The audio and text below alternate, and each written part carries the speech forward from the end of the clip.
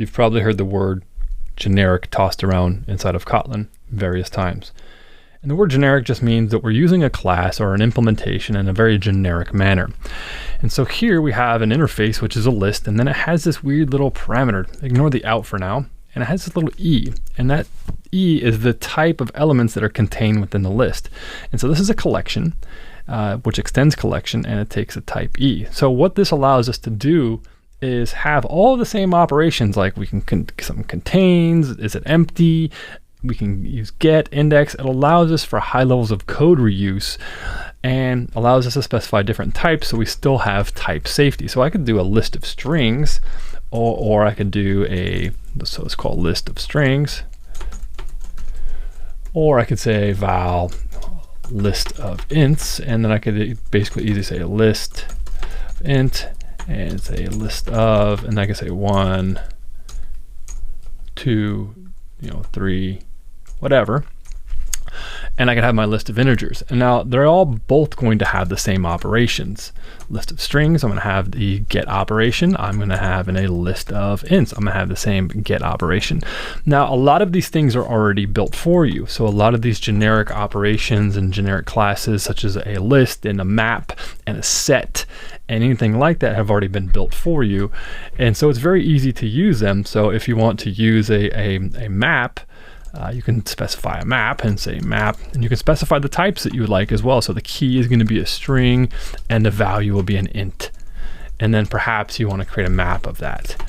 And you don't have to provide these type parameters because it will be inferred from the map creation. But here I'm just being very explicit about it. So I might map Don to 32, and I might map, Tushar to 42 and so forth. But now I have a map, and the string is its key and the value is its int. And this is all already built for us. So here's just using a map interface. And so there's a bunch of different maps that are implemented inside of the Kotlin collections library and all different kinds of things. So you can see, so we'll go map dot entries, and we can look inside of there and see all the various different entries. We can do different, for different things such as map, which is kind of weird sounding, but it's part of the maps function and it allows us to transform items inside of there. But the key thing here is that all of that common functionality is buried inside of these generics. So you don't have to worry about building a list just custom for strings or a custom list for integers.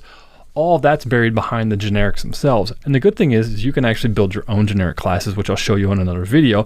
However, these are the all basic built-in different types of generics. And very often when you're looking at the documentation, you're going to notice these single letters. So E in this case is going to be the type. Sometimes you'll see multiple different types. So if we go look at a map, you're going to see different types in here. You're going to see K and V. Now the letters, they don't have to be letters themselves, but they're using very good terminology here. K for key and V for value in this case. And so up here, this the E I think is for element of the list, and so it's a very element. Now you could actually, if you're building your own generics, you can actually provide a full-on word for the different type if you would like to.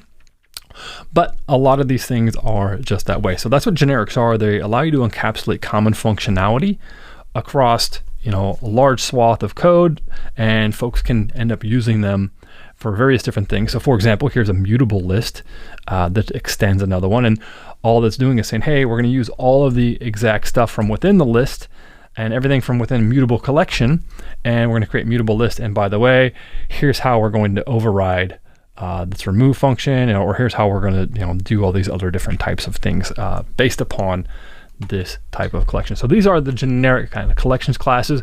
There's a whole swath of things that are all generic inside of various different apps you're going to use inside of different libraries. HTTP libraries will have you returning a different component. If you're using reactive libraries, it'll be working with reactive streams of different types of data and so forth. And those keys and values and etc. are all performed and mapped inside of the various different generic classes themselves built by the developers.